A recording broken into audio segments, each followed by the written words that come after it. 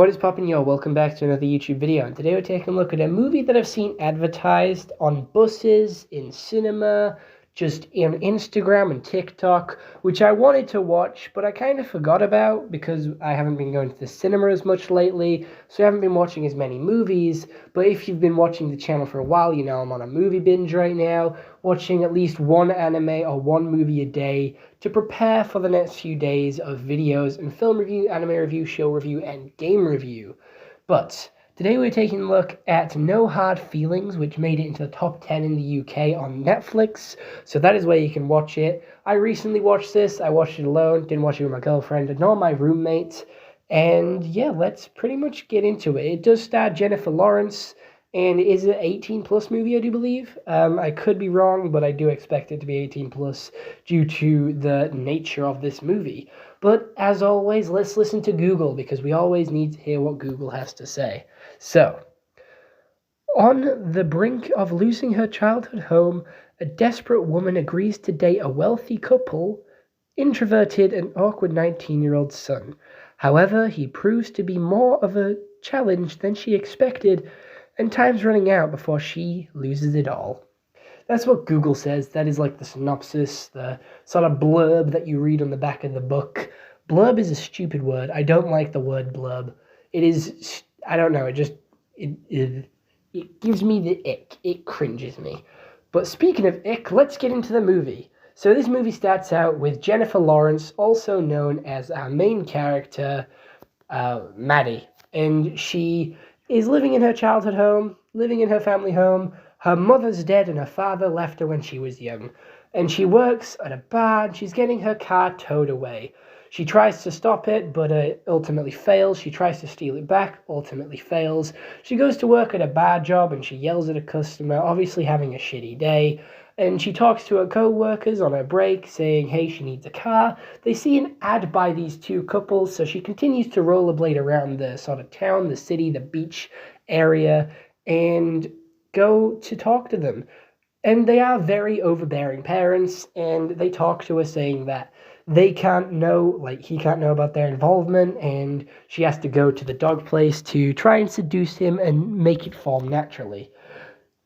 She basically kidnaps him. He feels like he's being kidnapped.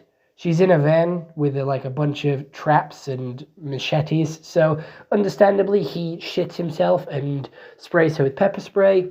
She shits herself and basically screaming in agony and saying, hey, I just thought you were hot.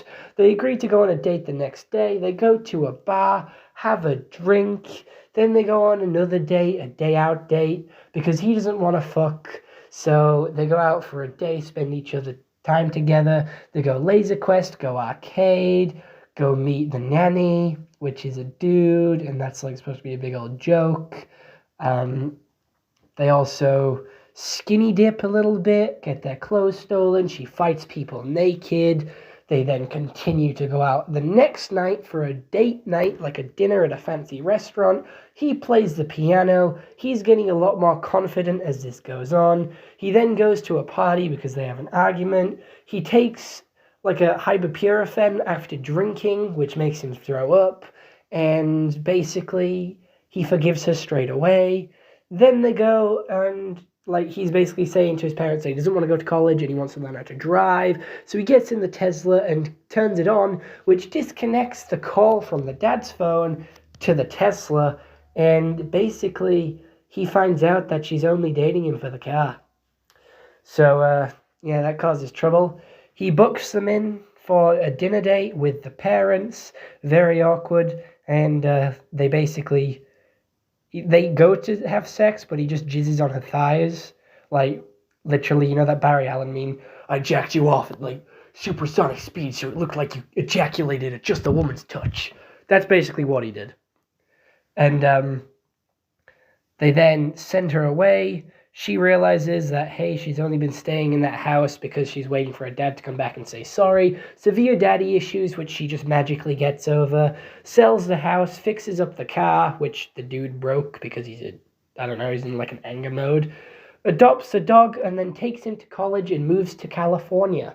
Whereas her best friend moves into her old house so they can stay in the area. That's where the movie ends. And I'm going to be honest. it is, again, the stereotypical sort of 10 things I hate about you, engaged sort of plot line, or the engagement, which we looked at a couple of weeks ago. Just the average plot line of, hey, I'm only getting with you for personal gain, but I actually start to like you throughout this journey and throughout this trip, and now we should actually be together. However, in this one, there's a slight twist. They don't actually get together at the end, but they do sort of stay and remain friends and still talk to each other, which is really nice. But the acting in this film is incredible. He's so awkward, so shy, so concerned about everything, and he plays that so well, and he just looks like the type of person that would be like that. And Jennifer Lawrence, after playing the Hunger Games, she was like a badass. She fought people naked. I don't know why that was a scene in the film, but she fought people naked.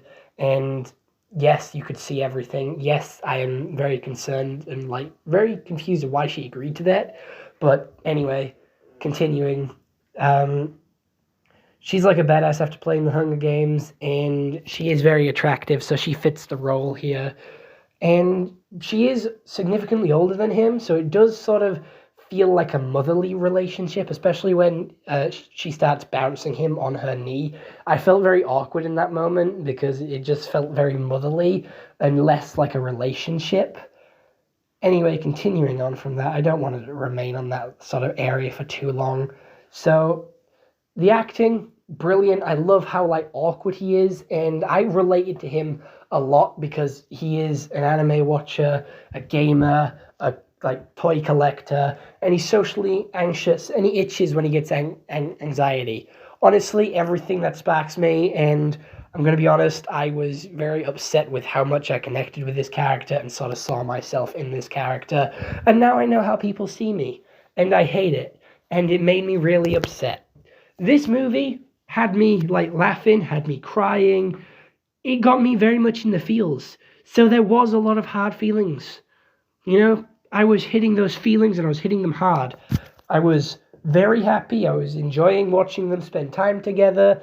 They then broke up and it made me quite sad. And I'm like, shit, I expected this. I knew this from the start, but it's still sad to see. She gave up a childish home. She was basically, seeing memories and sort of seeing him everywhere and sort of being like him. And I like how the movie came full circle with sort of her becoming the more awkward one, wanting to get to know someone before fucking, wanting to talk about the feelings, and actually committing to put the finger in the finger trap, and also jumping on the hood of the car as he drives around. However, unfortunately, she did set on fire and almost drown, which is a lot worse than what the guy had to go through, but oh well. Shit happens. Fucking find out, Fuck around and find out, that's the saying, not the other way around. But I'm going to be honest, it did feel quite boring at times as well. I felt like it dragged on. Some of the comedy didn't really land, especially with the technology jokes, because Jennifer Lawrence is 32 in this movie. I don't know how old she actually is, but she's 32 in this movie, and she's sort of very confused with everyone being on their phones and everyone not fucking each other and having their tongues down each other's throats. She's not used to this new age of technology, so she's very confused, and the jokes really revolve around that, millennial jokes, which, again, me being only 20 and being part of I don't actually know what I am part of, but oh well. I am something, and I just felt that's normal. Why you I don't know. It just felt wrong, and some of the jokes didn't land with me. I'm pretty sure they would have landed with a couple of older people who this film might be directed towards, but again, not to me. I didn't really laugh that much at the sort of technology jokes, but the other jokes I did laugh at were pretty funny. So it was basically a 50-50. There were some hit and misses.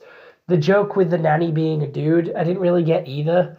I thought it was funny the most when she was trying to be sexual and seductive, and he had no fucking clue. He was completely oblivious and felt very awkward and just wanted to leave the situation. I have been in that many times, and I've only noticed after that I've been in that situation. The guilt trip here as well is so fucking real, because I have a girlfriend. I know what it's like. I know when they say, oh, do it if you love me.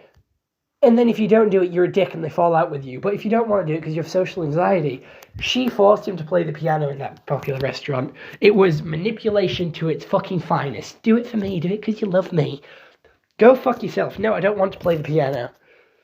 It was so fucking... It honestly, the relationship here is accurate. How this is pretty accurate to a relationship. So to be fair, it wasn't that far off for the kid's first time. It was pretty accurate, but I still understand his upset with his parents. Again, he starts trying to do stuff more on his own, and then he sort of realizes how hard it actually is to do shit on your own. And I hate the parents. The parents kind of remind me of mine. Well, my mum anyway, because I've never met my dad. Law drop right there, Tyler Price Law, if you want any of that. But yeah, it felt very familiar, and how, like, you know, constantly being tracked, constantly being overbearing, and like, hey, where are you? What are you doing? Need to know everything 24/7. What are you doing? Who you playing with on Xbox? You know, just constantly like digging in and like listening to you all the time. Honestly, if I sat in my cupboard, you know, where I used to make YouTube videos and was on a phone call, I would end it, come out, and I'd be questioned about it. It would be like, what the fuck? But yeah, I mean, honestly, it's a very good movie. I am going to give it a 6 out of 10. I have watched it once, and I don't feel like watching it again, and I don't see myself watching it again. So I'm going to be honest, yeah, it's going to be a 6 out of 10 for me. So other than that, I hope you all enjoyed this YouTube video. I'll see you all in the next one. Have a nice day, and goodbye. Stay home and stay safe. If you do have any other movie suggestions, please do let me know. The next one should be Indiana Jones and the Dial of Destiny, or Hunger Games, because we were on a Jennifer Lawrence thing. We're going to go to Hunger Games. But after that, I don't know what else to watch, so please leave suggestions.